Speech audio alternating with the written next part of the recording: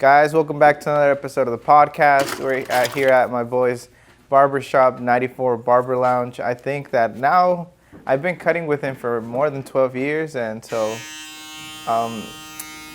we're going to talk a little bit about how we met, kind of what motivates Sway to keep on going. Well, you want me to start the haircut too? Yeah. Okay. Yeah, you can go. Bro, it's been how many years since I met you? I think you were like just trying to figure out what you were gonna do, no? Yeah, I was probably like 19, 20, because when I had my kid, I was 22. You were so 22. I'm pretty sure I was like 20 when you met me. At the South Boulevard / Nation's Floor Shop? Yeah, it was called Carlos.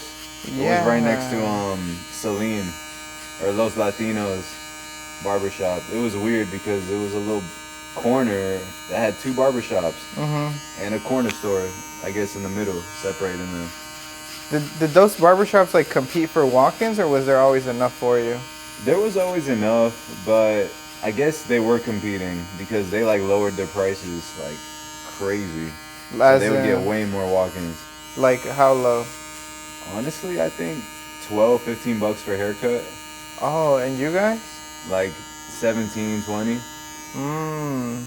I mean, you didn't take in like appointments whenever you first started, no? You were just taking the walk-ins? No, yeah, I had a few people that I was cutting in my garage before. But I transferred, those clients to the shop. Yeah. And I was going to school at the same time, so. Bro, but let me ask you, like, is that really what you wanted to do, or you opted in to do barbering as a career because you were kind of forced to? Like if you're being honest, whenever you told your parents you were going to be a barber. Oh, I mean, when I told them, it kind of caught them by surprise. Okay. Because I hadn't been talking about it at the moment at all. Okay. But I have done haircuts before, like in high school, but they thought we were just having fun, so it wasn't something I really planned out, But when did you start taking it serious then? Or why did you start taking it serious? Why? Because I had the right people around me, specifically my girlfriend, who's currently my wife, Yeah. At one point I didn't have a job, and she was honest with me. She said, I don't see vision in you. I need to see that you're going places and that you're going to take me somewhere safe, You're a lot closer to God now that you have your shop. Now you have your family. Were you closer to God back then, or how is your faith? I was definitely closer. I am definitely closer now than I was back then. I was raised in the church, but I was running from it probably back then. Or I just didn't understand the type of peace that it would bring me. So I was ignorant to it, and I just did worldly things, How come you stuck there? Like, did you change solely because your girlfriend like kind of pushed you to get there? Yeah, I mean, back then at that age, women kind of like, you would do whatever for the chick that you like, Yeah. And I was just, I didn't want to lose her, and that might be called simping, but at that moment it was for a great cause, and look what got me now, How long did you know her for? What? Your girlfriend at the time? At the time, well, I don't know, 1 or 2 years maybe. Yeah. Nah, probably 1. But she basically gave you an ultimatum, like, if you don't pick up the slack for yourself, then I can't really stay here this long. And my dad kind of raised me, showing me like that you're supposed to have a wife and stuff, so I kind of always was chasing that even from an early age. And at that moment, it was the right time, and I felt like, I needed to go all in for her, Yeah. And when you start, how did you notice that you were making the change? Like that, I mean, because you did it out of love for the woman that now is your wife. So, I made the decision in my head, and then I had to really sit down and think about what's the first step. And then I just thought about like, well, basically, I didn't even tell you what she told me. She said, basically, I can't be with a scrub, so go figure it out. And so I was like, dang, school isn't working. Yeah. But I knew I thought about all the people around me that I could, like, reach out for help. And my barber, who was Kelvin at the time, shout out to Kelvin. He was a good role model for me, and he was cool. Had a few cars, a motorcycle. Was a little bit older than me, but basically the same age. So I was like, let me reach out to him and see if he could teach me how to cut hair. How did Kelvin help you? Well, he didn't really go in there and grab my hand and do nothing. He just said, when I cut your hair, just pay attention. That's basically what I done. And that's how you learned? That's how I learned. I was focused and locked in getting my haircut just as much as he was probably like giving the haircut. Dang, I didn't know. I always wondered how you learned, because I remember our first haircut like it was yesterday. It's funny though, because I was so used to always getting like $12 haircuts, $15 haircuts, just because our dad always loved to like he was a cheapskate, but like because we didn't have the means to shout out to Pops. To afford a more expensive haircut. So I get it, right? But I honestly always disliked the $12, $15 haircuts, because sometimes the people that are cutting the hair like are beginners. Like they have like a month cutting hair, and they don't really put like a fade on your hair. So I've always been inclined to like the fade, like a clean lines and stuff like that. And they mostly use scissors. And when I went to you, it just kind of like changed, because like I also saw that you were young and you were good at cutting hair. So I was like, hey, like, like I'm a stick. And since then, I think we've just kind of been back and forth. You've been at different shops, so I've kind of been able to see your evolution. When would you say was like the toughest part, other than whenever you were kind of given the ultimatum to set a career for yourself? The toughest part was probably convincing people to let me practice on their head. Okay. Yeah, that's the first hardest part of the whole thing. But there's a bunch of hard parts, like having to sign up for school and sign up for FAFSA and then go to school and wake up because, you're still young and you got a job, or I'm cutting the people in the garage, and then I got to go to school. And then I found a way to work where Kelvin worked, so then I had to go to school, or to the shop after school, and cut whatever clients I did have just to pay the barbershop owner. What does it take to actually cut with a license, or cut the right way? Because I know I've heard that, if you cut hair from your garage, I think sanitation comes for you, right? And you get fined, or how does that work? There's something called a state board, and they're like the haircut police.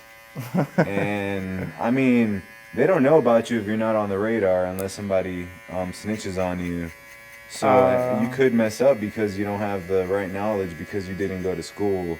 And you can mess up and do something, give somebody some type of bumps or lesions or something like that, and they'll find you. And then they'll fine you and might make it impossible for you to ever actually get your license. How much is school? Your license, yeah. At the moment, I don't know. Honestly, I don't remember how much it was back then. I knew I got financial aid.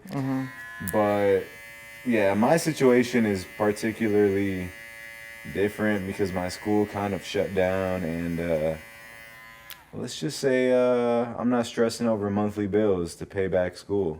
Oh, okay. Yeah, so I don't really remember how much it was. Let's say 10. Yeah. 10 bands. And you need that though, because if you cut hair from a garage and someone snitches at you, like, do you have to actually be at a shop, or does just it has to be like sanitary where you cut? You have to be somewhere that's registered for a barber to work. Got it. You know what I mean? It has to be the right way. Yeah, got it. Thank God nowadays we got like suites where you could get your license. You tell State Board, hey, I'm getting a suite. They come and inspect it, I'm pretty sure. Oh. And that's it. You just got to make sure it just looks nice and you keep up with it. But like even the barbershop like culture has changed, right? Because now like exactly like you said, people can get suites, and it changes the whole dynamic. Because I've always seen like barbershops as kind of like a community thing, and now it's just like solo. But and you did that for a while, but did you like it or was it different for you? There was some pros about it. You know, you could literally say whatever you wanted to say and not worry. As long as the client was okay with it, you could say whatever, talk about whatever, and nobody would really, you would never really offend anybody. Okay, you know, because you know that your client's cool with it, so you guys could talk about whatever. Yeah.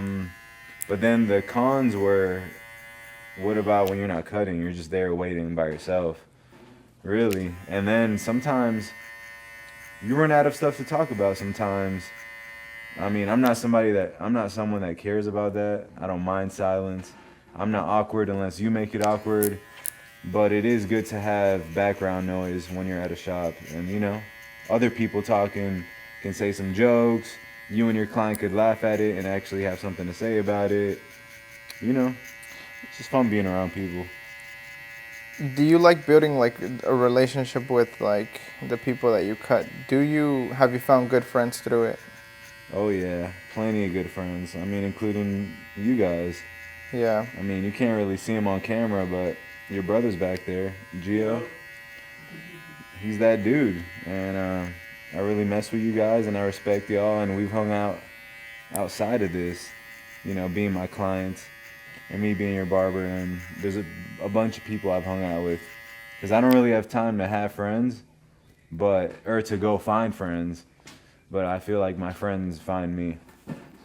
Moving forward, like now that you have your barbershop, do you look back at your journey at all the shops that you went through, and you even rented a suite at one point, I remember? Like you've moved around a lot. Like what does owning a barbershop mean to you right now? Owning a barbershop right now to me means a lot because I've always wanted to be in a leadership type position. Okay. And it's kind of like I've always liked to push myself, and after high school, I mean, no one's really pushing you. You got to push yourself. So this is something where I can grow and go through trials and tribulations and errors and a bunch of stuff. So I'm creating thicker skin for the future. But being a leader isn't always easy. I mean, I know you and I have talked about like that.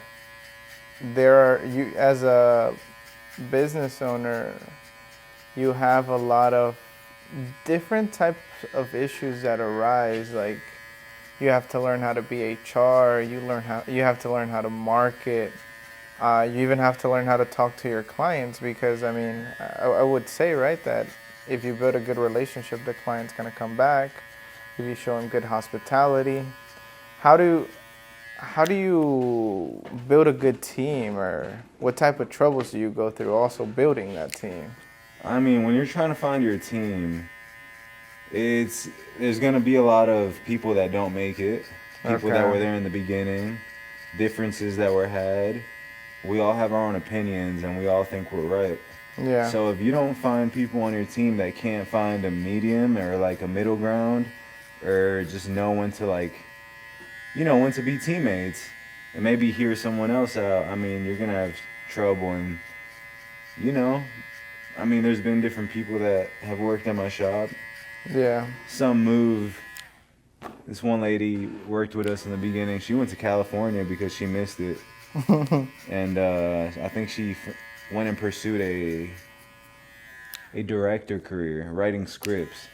She got a deal. Yeah, she got a deal writing movies. I don't know how big the deal was. And, some people want to move on and do their own thing. And some people like the suites, Yeah. So, but building a team isn't easy. You're going to go through a lot of people trying to find the team, the squad. Just like in sports. You know how many people get traded every year? And the team thought they were the one. Yeah. Just like that, But you learn what traits to look for in the next person, and it's not like you're trying to mold anybody. you're just trying to find someone that matches you and complements what you don't have. Your schedule must be crazy, like, because you also have to build your schedule and you have to take care of your business. How does it end up affecting, like, your family? You know, my kids miss me. My wife always misses me. It's a bunch of me feeling like, just, I guess, sad. A certain type of sad that I want to be around my family, but I can't because I got to build up this business and work in the business. Yeah. And also work on the business at times. So it's a emotional roller coaster, really. And if you don't have nobody to talk to, you know, it can get pretty sad, you know. But at the end of the day, like, how do you find gratification, or like what keeps on fueling it? I guess when I'm able to, like, send my family off to go do things, kids to camps, and you know, I find joy in, like, working hard and knowing that I'm doing it because my son's at, let's say, soccer right now. Yeah. And then he's gonna go to a trampoline place and go jump with his friends, and to know that my wife is available to take the kids wherever because, you know, I'm here holding it down. Yeah.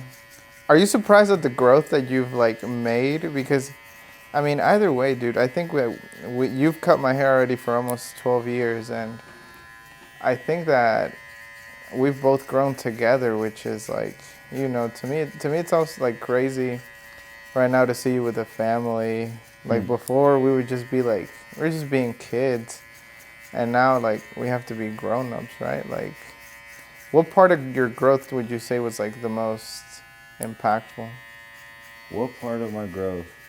I guess, like you said, having the family, and when you have kids, yeah, if you're not used to having kids or being around kids, it can really test you, and you got to really learn how to unlock that selflessness. And you're gonna have a lot of you butting heads with yourself, and you want to do things and you can't do them, and you want to be this type of person, you can't really, because you got to be this type of person for your kids, and you're battling everything that the flesh wants, everything that comes with being in this world, you know. Yeah. You got to kind of, like, look the other way and look at your family, be with your family, you know, be present, which is hard if you're, like, distracted by dreams you have that probably don't make money at the moment, or, you know? Yeah, because other than doing barber, like, you've also, like, wanted music, but do you do music on the side? How do you manage that right now? Yeah, man, basically any chance I get, and even sometimes with the kids, even on my days off, if I'm with the kids, I'll wake up, I'll be making music before they wake up, then they wake up and they'll kind of join me, and then I'll kind of feel it out when to turn it off and just be present with them. And then any chance I get, bro, basically mainly at night when I'm by myself, I can make a beat. I can go hit up my brother Lux, go record with him, or, you know, just I fit it in when I can. Yeah. Does it kind of suck that you can't, like, it didn't flourish fast enough? Like, because you used to make music, drop music. Yeah. Like, how do you feel about that? Like, how do you separate having fun and, like, being real with yourself? I mean, it's kind of hard. That question is a little tricky because my life is a little different. I have fun a lot, and I make sure to add fun basically to everything. I mean, I got kids. You can have fun with them in many ways. Yeah. The shop, cutting hair is basically fun. I'm hanging out with the guys all day.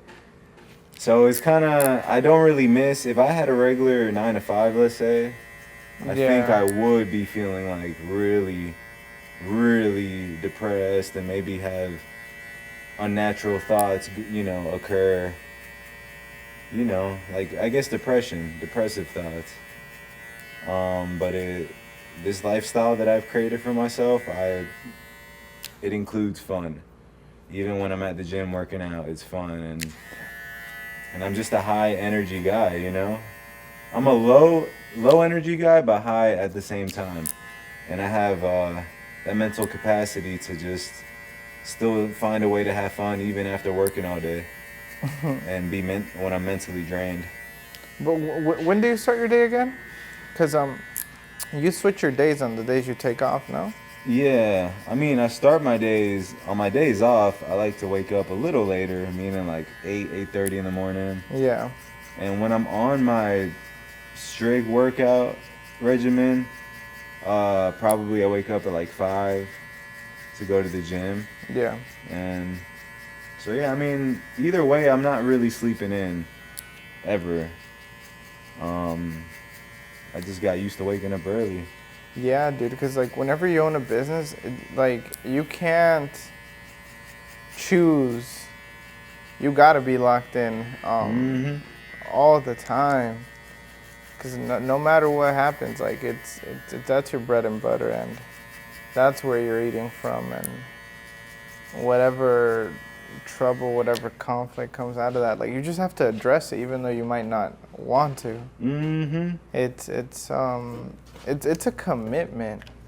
Definitely. I always like think that like not everybody's necessarily made for business, because not everybody's gonna take the pressure the same. I think pressure can crack people easily that don't have the mental fortitude to be able to take it, you know?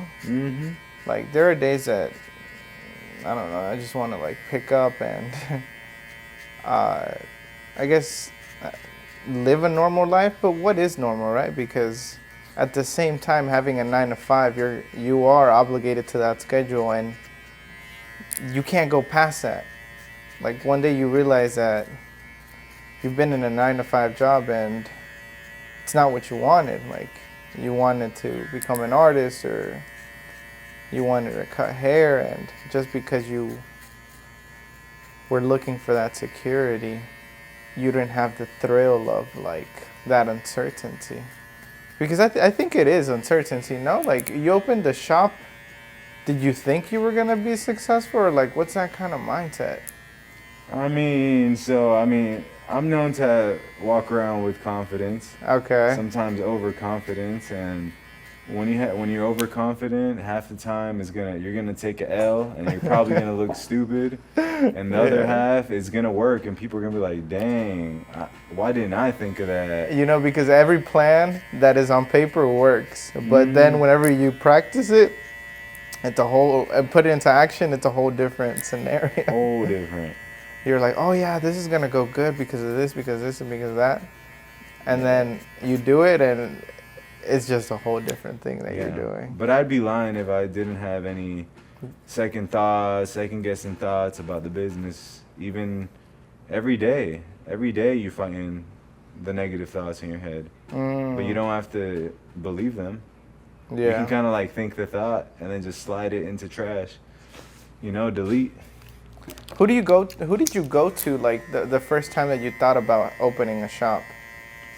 Who did I go to? Sheesh. I want to say to my wife. Okay. Really, I probably went to her to ask her what she thought, because, she kind of knows where the finances are most of the time. I kind of just, make the money, and then she controls it, and she moves it and divides it and helps multiply it. Yeah. What'd she say?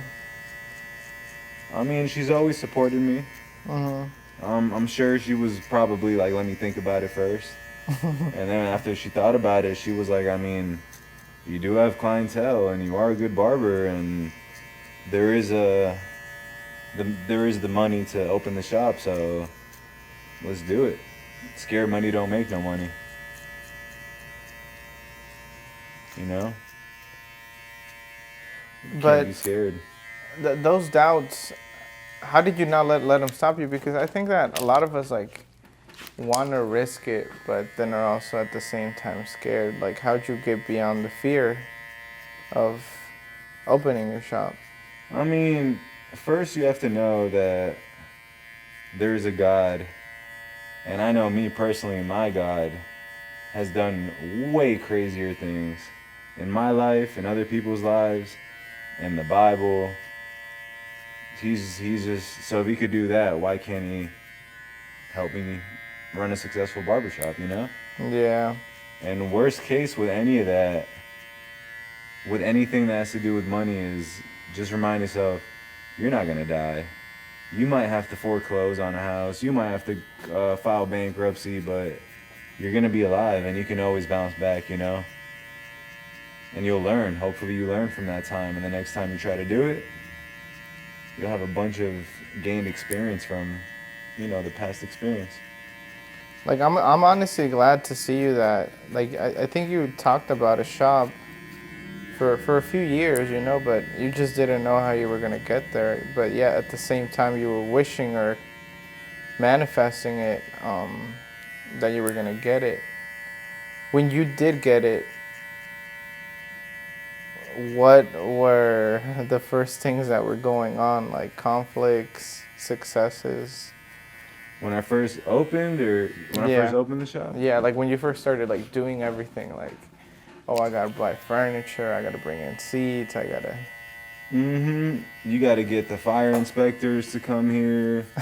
You gotta put an article on the newspaper and basically tell other people, hey, I wanna serve beer. If you guys have anything to say about it, or if you don't want me to do that, you have the right to like petition it and potentially stop me from doing that if you feel threatened, you know, like if you're a bar next door. So there was that, but it promoted the shop at the same time, and it got me publicity, and the news people came and they interviewed me. First interview, really, I didn't know what to say. They kind of make it easy for you. What, the interview, them? For the beer thing? They make it kind of easy, but it's also not the most simple process. You gotta like fill things out and contact people to like I said, put the article on the newspaper. So it takes time. You're definitely gonna have to put it on your to-do list and tackle it. So basically saying like, hey, I'm gonna sell beer if you feel threatened, or if it's gonna cause some type of trouble, you can petition here and not allow me to get my license. Exactly. Dang. So that was kind of annoying, but like I said, I had faith because I know who my God is, and I know the stuff that he's really brought me through, or all the obstacles that he's helped me get by and get past. And this was just another one, and just gotta remain faithful, you know? Yeah. What was that first time feeling that you were done with everything else and like past everything you had to do? Like, what was the feeling, like, oh, I made it, or was that short-lived? No, of course you feel like I've made it. Yeah. At every single level, and then you gotta like celebrate and then keep it moving, because everything you've done to get you here is not gonna be what's gonna get you to the next step. So you have to mentally be conscious about like, okay, I'm celebrating too much. Let me stop and let me keep it moving.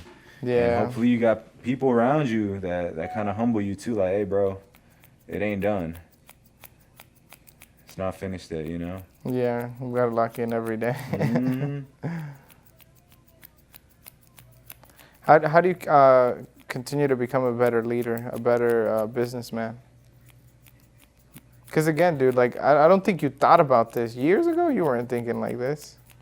No, but just like you, we've always kind of listened to podcasts and just consumed different kind of information than other people, because you knew you wanted to be someone big when you were younger.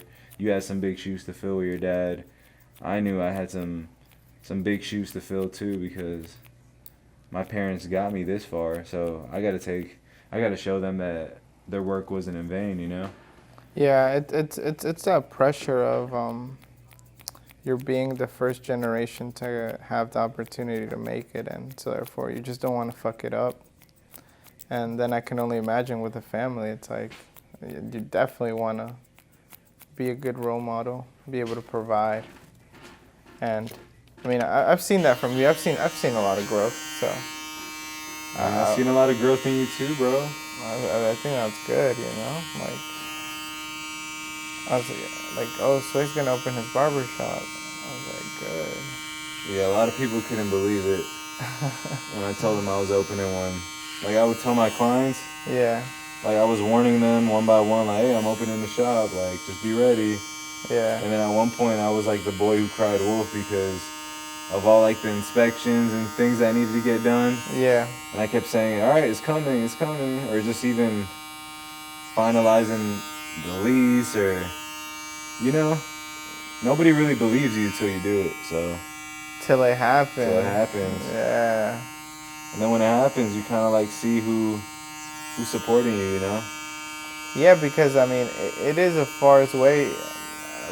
it's farther than what you were used to. Like you used to cut in Charlotte, and you're over here stationed in it's Rock Hill, right? Or Fort Mill. Fort Mill. And loyalty then would follow you. Did you lose a couple clients because it was far? Oh yeah. I imagine I lost like 30-40%. Oh damn. I mean, I'm guessing. I don't know. I do remember my phone being a little dry. Yeah. When I made the move or whatever. But it's okay. I didn't take nothing personal. I already understand that as a barber, your clients are not yours permanently. You're just borrowing them. Something's gonna happen. Really? Yeah. So there's gonna be someone's gonna move. There might be a schedule conflict. Just anything. Some people are sensitive. Some people can't afford you no more. They lost their job. Like nothing is permanent in this world, and that's including my clients. So you don't get jealous when someone gets a haircut from someone else? No, I mean, just depending how close we were. Yeah. But I mean, I also understand some people don't get to me quick enough. Yeah. So you be booking up fast. They gotta go to somebody else, and then that's when I just pray they got a good haircut, Then you gotta fix the issue when they come back. Yeah, I gotta go over someone else's work. Yeah. And kind of like, but sometimes they'll come back and I'm like, wow, I like the shape of their hair and where the fade is, and I can kind of tell what they did. Yeah. They might even have done something I was thinking like that I should have done to them, and I already knew it, and they just needed to go someone else and get that done for me to be like, okay, it looks good. I just didn't want to be the one to test it out, Yeah. For starting out, like, did you give bad haircuts? Like, did you have to give people their money back at some point? At some point, yes. I wouldn't say they were ever terrible, because I'm an artist and I'm pretty good at like, if I have to mimic something, I can kind of see what the end product is and try my best to get you there. Yeah. But I mean, at first though, obviously you're gonna have some people that are a little upset. But I don't understand why you'd be upset if you knew that I'm kind of new to this, Maybe you're upset at yourself for trusting a rookie barber and just having more faith in him than he deserves. I guess that was, people were getting tight sometimes. I was giving them double lineups. The real lineup and then a bloody double lineup. Yeah. Like 2 lineups, How do you continue getting better at just in cutting hair in general? Like, do you have to look at other barbers and see their style? Do you develop your own? Oh yeah, I mean, I'm known to go to a few events or two. Yeah. I know when my boy Donnie has events here in Charlotte, he'll like get famous barbers basically to come cut at his shop. And the last class was free, so I definitely pulled up. But even when we had to pay something, I've never been shy. No, that's not what we say. I've never been the type to not want to invest in myself, Yeah. Yeah. I'm familiar with investing. But isn't the fade, isn't cutting hair like kind of the same all around? Or how do you make yourself different from other barbers? Do you give cleaner lines? Do you blend it better? How do you... You're saying how can I set myself apart from other barbers? Yeah, exactly that. Or how do you? Well, good barbers understand that you can go through all the steps in like 25, 30 minutes, but then where we separate ourselves is the touch up, like touching all the details up. where there's shadows, where you still see a line, where you got to cut the top more on one side because it's longer than the other side. You know, like we pay attention to details. And basically, one of the things I do is I'll play with your hair and put it in every direction and make sure that it looks good no matter which way the wind blows. Or like I get pretty detailed with my haircuts, you know, so it's kind of, if you know kind of thing. I don't know how to explain it. Yeah. Good barbers know what good barbers do, and it's really just pay more attention. Does it change whenever people have like different type of hair? Like black people, white people, Hispanic people have different type of texture hair, and like you've even complained about mine and saying like, not complain, but I mean, you said my hair is like really thick and prickly. So like, how do you adapt? I mean, the steps are the same basically, but for some people, you might have to pull some tricks out the bag. You might have to go in and find every trick you got in the book and that you know, and you might have to attack. Yeah. You might have to pull up not only with a gun, but with a machete and an axe, you know, to really attack the situation. Obviously not literally. Yeah, I know. Yeah, I don't know, because like I feel like you've gotten better across the years, like with the fade, the blending, and I've always wondered like, how do you get better? You know, is it just fucking up other people or trying new stuff? Yeah. Like when I get bored with one way to fade, there's literally many ways to fade, but the end product will look the same if you attack them correctly. But I'll switch the method. I'll fade instead of from bottom to up, from up to bottom, you know? Yeah. Like, there's so many ways to attack the fade and to manipulate the blend, and you can stretch out a fade. You can keep a fade tight, you know? How are you able to charge what you charge? Like, what type of advice do you give those to people that want to charge more? Do they start off as charging $20, $40, then work their way up, or? Yeah, you should definitely, when you're starting off, you should not compare yourself to anybody. You should literally charge the bottom of the bottom. Like, let's say I just got in a shop today from barber school, I would only charge $30 max, and that's because I want to survive. But you're supposed to have low prices. Then get a bunch of clients, stack them up until people are hitting you up and you're unavailable, and then you kind of see what everybody's paying you. If I charge 30 but I see a majority of people are paying me 40, I'm gonna go up to 40, and I might do it once every year and a half. You know, you give yourself a little raise, but you got to be realistic, because if you raise your price and you're not ready and your skill level is not there and your customer service is not there, obviously what are people going to do? They're going to look for the other barbers around that are on Booksy or on Instagram and that give great haircuts that also charge cheap, you know? Yeah. No, which is always dangerous, because like to go hire a new barber is always like drives me kind of crazy, because you just don't know how you're gonna turn out. I've had my hairline like all the way like 2 inches back, like because somebody, I think it was like a convict, just got out of jail and he cut my hair. He gave me some type of jail haircut instead. Like, I'm like, damn, like this is the worst haircut Was that at where I worked? Yeah, where you used to work. Dude, like I know what you're talking about, and we can't talk about it. Yeah, I know. Because I don't like putting people's business out there. No, but I'm just saying, at that shop, I got the worst haircut ever. I had to wear like a cap for 2 weeks because my hair had to grow back. And that's why I'm always like scared on trying new barbers, because I get it though. Like my hair might be like a little harder to cut, or maybe they just don't have the style that I'm looking for. So, I mean, I pay the price, you know, like I pay the price.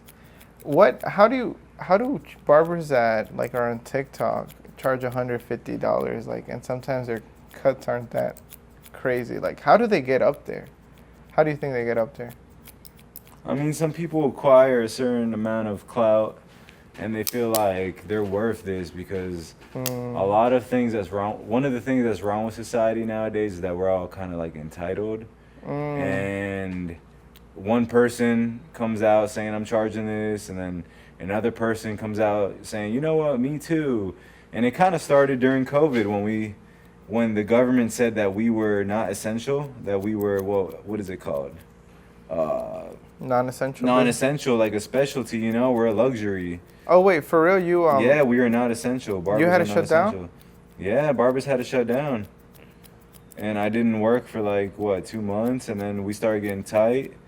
You know, the bills didn't stop, and we realized, you know what? People don't need us. This is a luxury. This is like how you bless yourself for working hard. You know, you go get a haircut so you could, you know, go to the city and for your friends to see you and see you look fresh and for it to match the car that you drive. And it's all perception. It's all... Yeah, because I know that when I get a new haircut, like, or a fresh haircut, like, I feel like a whole new person. Like, right. It's like my hair grows really fast, and you know it. Like, I have to get I would like to get a weekly haircut, but I know your schedule books up fast. But I try to get it as often as I can. But dude, when I get a new haircut, even after we're done with this, I just feel clean. I feel more confident. It's just like, dang, I got a nice haircut. You know, that's men's makeup. That is men's makeup, and we need that. And I bet you, if you're trying to get hired for a job, and if you don't have a haircut, and some other guy gave an okay interview, but he had a fresh haircut, I guarantee you, he'll get hired instead of you. And it's all about perception. Like I said, people are very vain. They're very materialistic. People take notes. Yeah. Dude, I had forgot. Sometimes I forget that we did go through COVID and the non-essential business thing. How'd you survive them? Or, like, how'd you guys get back into the shops? Well, I hope I don't get in trouble with the government. But I had an LLC because I knew I wanted a barbershop. So I started an LLC way before COVID. And then I was depositing money into it. And then you guys led me in the direction of a tax service place, and I got something. It's 3 letters, and it's LMNO. Yeah. And I copped that, and I got it forgiven, and it kind of helped me stay afloat during COVID. Oh, really? Because I was a business already. Because I had the LLC. Yeah. Dude, yeah. Oh, now I remember. Yeah. Without putting too much of our business out there. Yeah, no, I feel like the years have like mixed in, and I forget that. You know? Yeah, I've talked to you a lot about things. You know, why do your customers, you think, come to you other than just a good haircut? Do you give them a good conversation? Why do they come to you? Other than just, like, for a haircut? I mean, I think they could just see it in my face when I cut their hair. Like, I be locked in. I'm concentrated. I really love this. I really keep up with the fashion. I'm not a bummy barber. I always look fresh. People, you are who you surround yourself with, and apparently people want to be surrounded by me. And I love people and humanity, and I love the earth. And if you're a good fit for me, then boom. I do not mind taking your money and freaking having an awesome conversation with you at the same time, you know, like, yeah, word.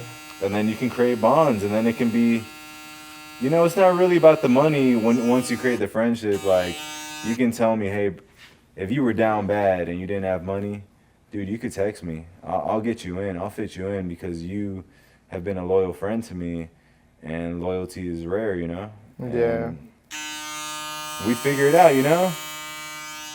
But with strangers and stuff, yeah, I do not mind giving people advice, having great conversations, basically hanging out for an hour. And I get to get paid. That's like, it's a dream job, really. I mean, you just have to make sure you give them a good haircut, but once you get the formula down, it's a wrap, you know? Have you ever cut anyone famous? Like artists or artists have come So to I've never cut anybody famous. I mean, there's artists out there, but they're not A-list celebrities. They're like CD, E-list, local Charlotte people that kind of blew up. But I've cut athletes, Seahawks players, Panthers players.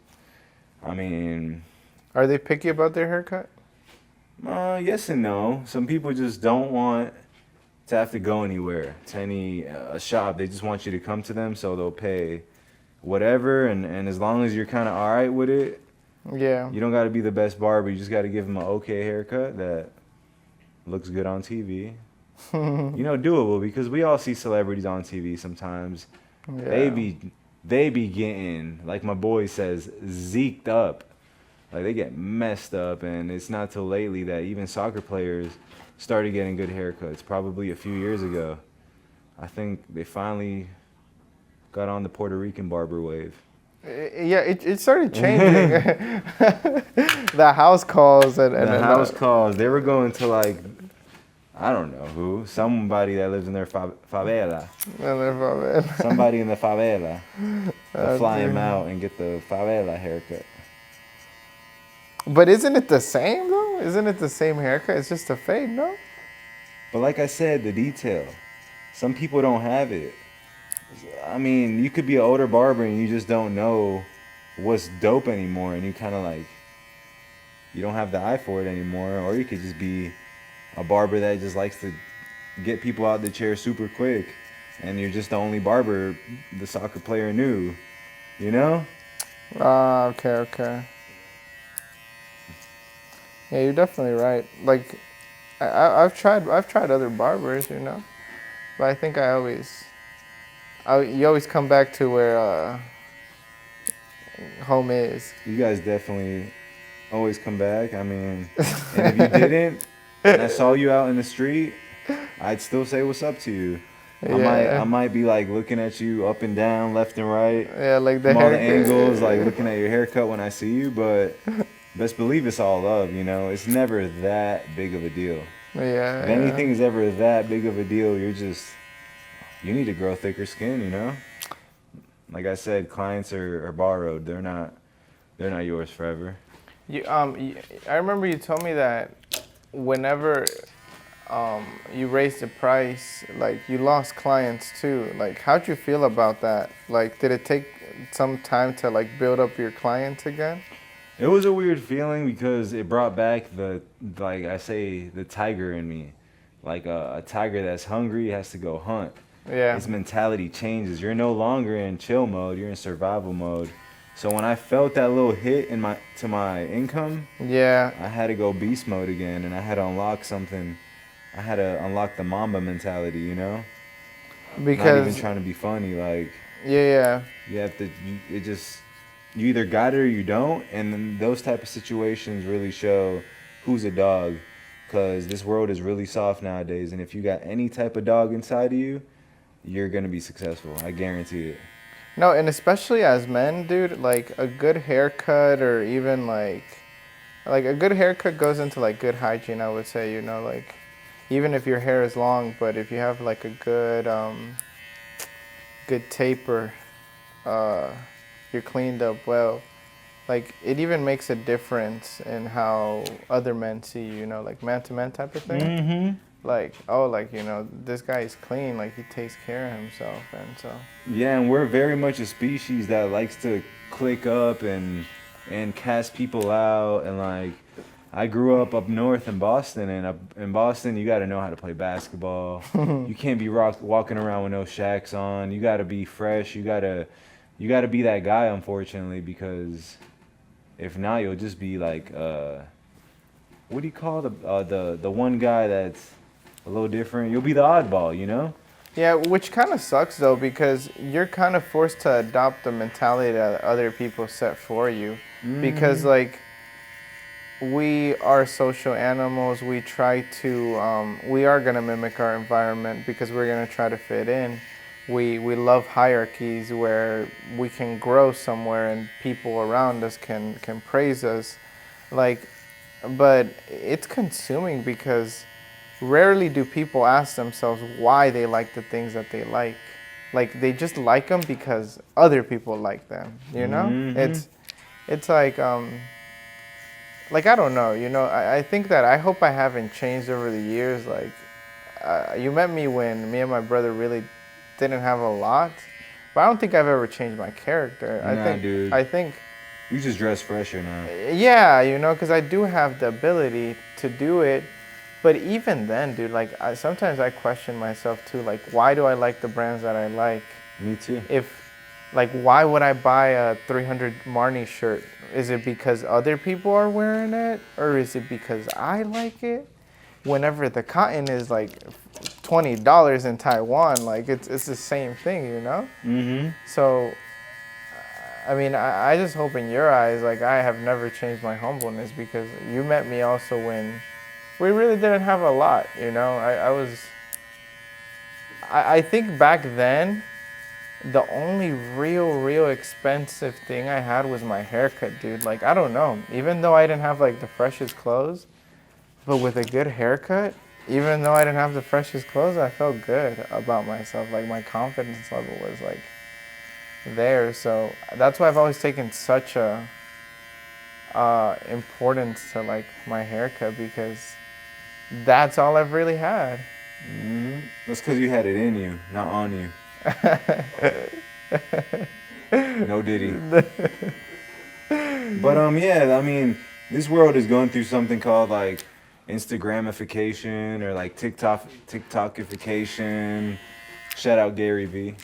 But yeah, I mean, we see stuff on the internet and it can easily be manipulated for it to be like, this is whack, this is cool. This guy's whack, this guy's cool. This guy's gonna get made fun of because look at what he said or how he said it or what he wore, and then the whole world makes fun of this one person on the internet, and then now we kind of think like, oh, we never want to end up like that guy. Yeah. So everybody's kind of walking around scared to be themselves, but really, when you look at it, all the people that their names last, it's people that didn't really care. People that wanted to go against the grain. So my dad always told me, like, don't be the popcorn guy. Don't be a guy that's worried about conspiracies. You want to be the guy that makes it out the hood and everyone's making conspiracies about you. Like, ooh, Mario had to join the Illuminati. He's got a Rolls Royce now. He's got 10 businesses. Illuminati, so...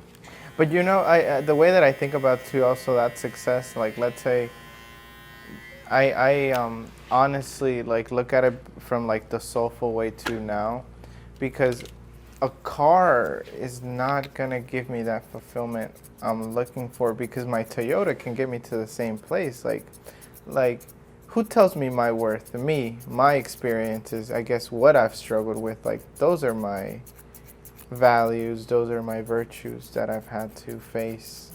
And the way I look at it, dude, I think that when we do both get rich, like I would like to live frugally. Like the more frugal the better, because definitely, who am I gonna do it for? Who do I want to show off to? Because like you said, Instagramification and TikTokification, like people do it for the views, you know? And it used to be a funny thing before, like do it for the gram, but people are stuck in that world now, like doing it for the gram. They don't do it for themselves. They really don't, and those are the people that still feel empty at night when they're going to sleep. They're not someone that is fulfilled by just being alive. And that's another great thing about being a Christian. You no longer lean on your strength or what you have done, because you know you're human, and when you leave anything up to humans, they're gonna F it up. And you really, when you focus so hard on what Jesus did, it softens your heart.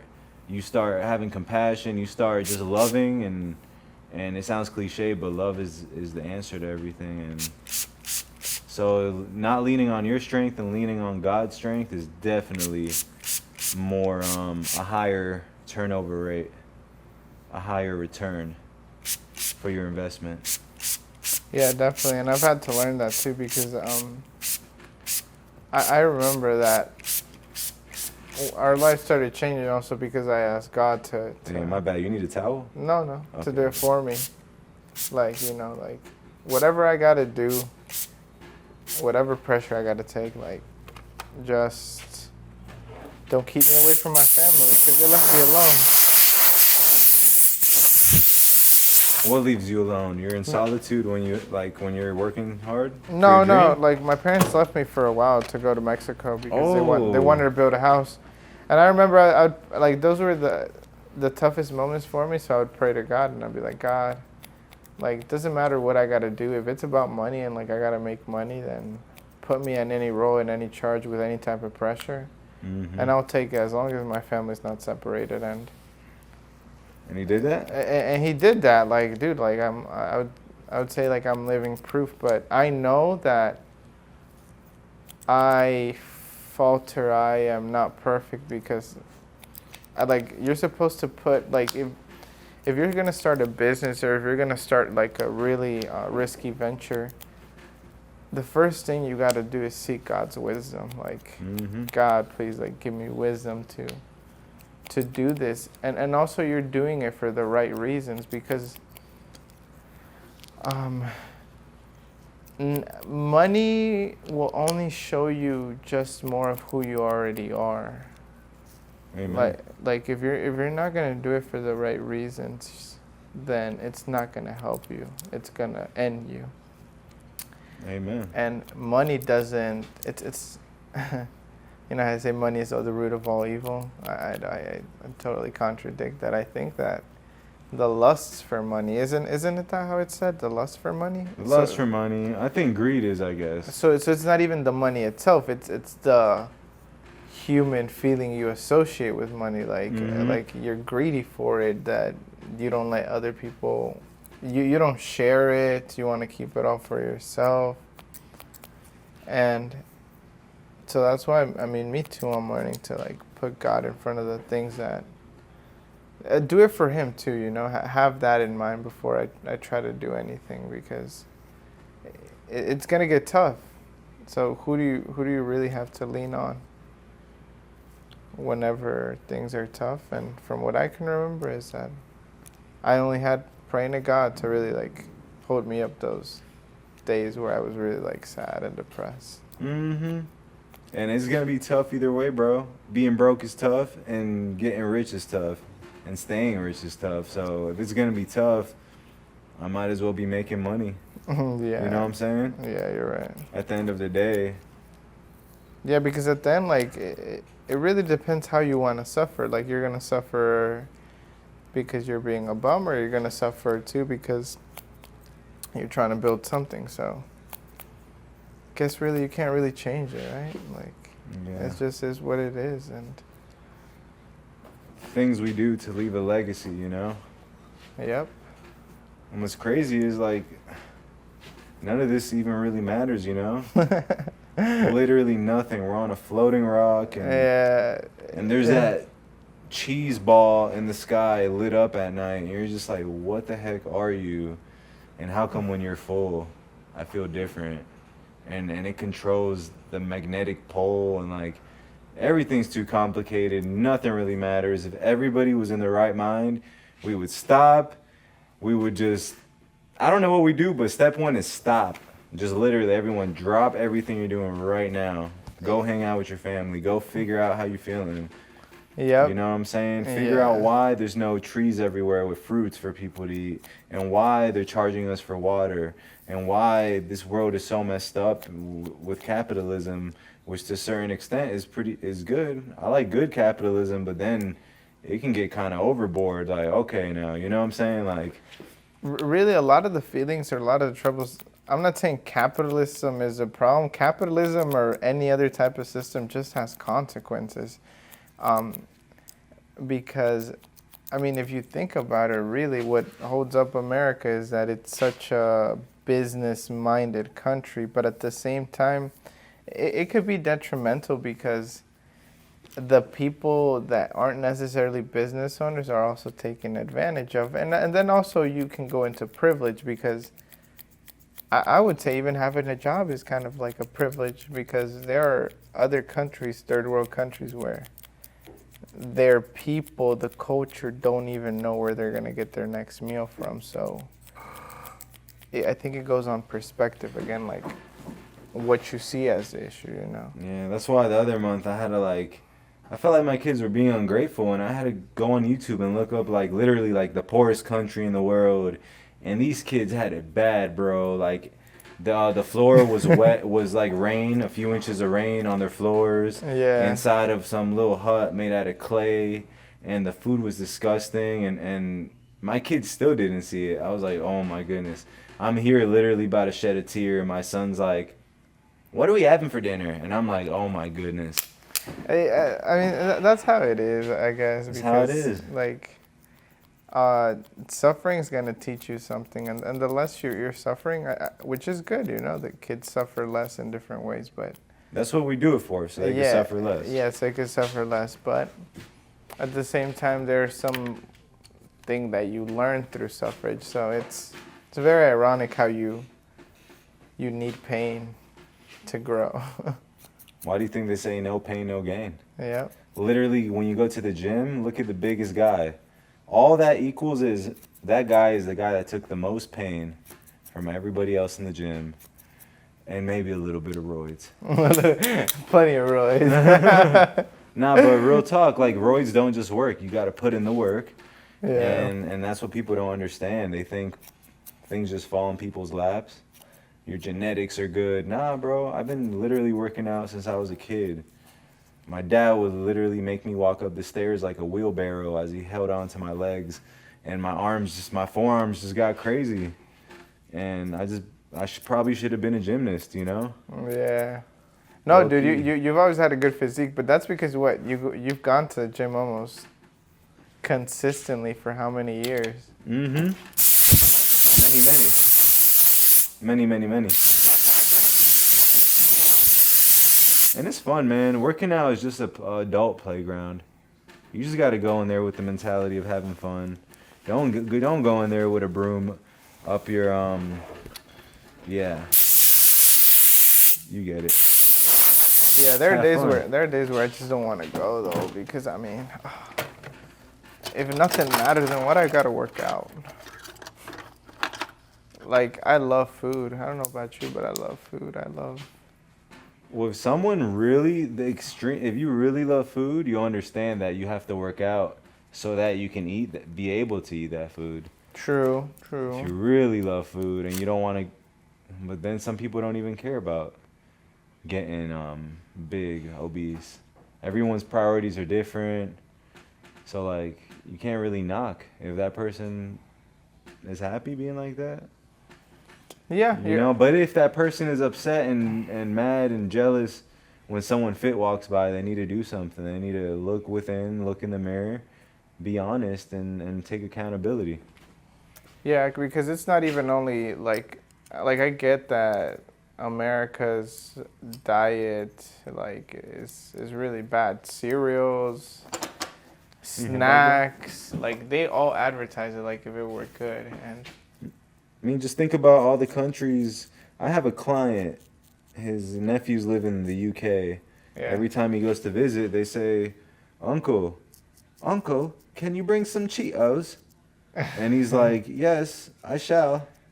And it's because that stuff, the ingredients in Cheetos, is illegal in the UK. All that dye, all that red 40, blue this, green that. Dude, somebody put a Cheeto underneath a microscope and it had like little microorganisms that were moving inside the Cheetos. I was like, dude.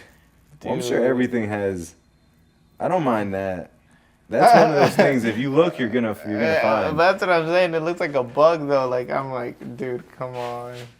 I know they were bad, but I didn't know they were this bad. No, that's facts. The food in this country is scary, and I wonder where it's gonna go in the future. You know, I wonder what kind of foods we're gonna be eating. If the food is gonna be actually real.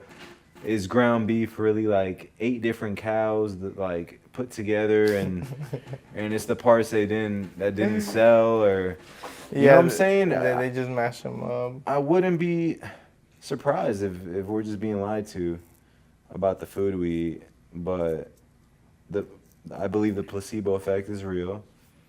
And if you just think positive and just believe and have faith that what you're eating is somewhat okay, there's a less chance of you getting sick or cancer, like, and I mean, I think it's all about balance, because I really cannot be eating broccoli and chicken all the time. I like a good burger. I don't know. I like a good burger too, a good Angus. Even after this shit, dude, I'm hungry. We need to get some food. So, we can definitely get some food after if you want, but honestly, I'm not even hungry. No? That's the fat boy in me. The fat boy? The fat boy in me is just always down to go get food. But the realistic you is not like, nah. Yeah, the realistic me is like, boy, yeah, you just ate before this podcast. Like, you need to chill. We're coming to an end, guys. If you stayed this long to listen to Sway's and I conversation again, he's been my barber for what, Sway, more than 12 years? Bro, honestly, at this point, I forget, but it's a long time because I didn't have gray hairs when I started. Yeah. And now your boy got a hat on. Oh, dang. That's serious, then. But make sure you guys tune in, guys, into the next episode. If you did enjoy this episode, let us know. Make sure you guys check out Sway's Barbershop. He has a good group of guys that'll take care of you for the walk-in. Sway, where are you located? I'm located at 855 Gold Hill Road, Fort Mill, South Carolina, Suite 110. Zip code is 29715. So check it out. It's the hottest barbershop in the 803. Yes, sir. And Sway, any last remarks before we finish up? You're almost getting done with the haircut, right? I mean, last remarks is just be yourself. Don't be afraid of what people think. That's going to be the biggest thing that stops you from being successful. Nothing is that big of a deal, really. Just relax, calm down. You got it. Pray to God. You'll figure it out, really. If you really want something, where there's a will, there's a way. Freshen up, guys. So catch you guys in the next one. Peace out. Sway, thank you again. Anytime, bro.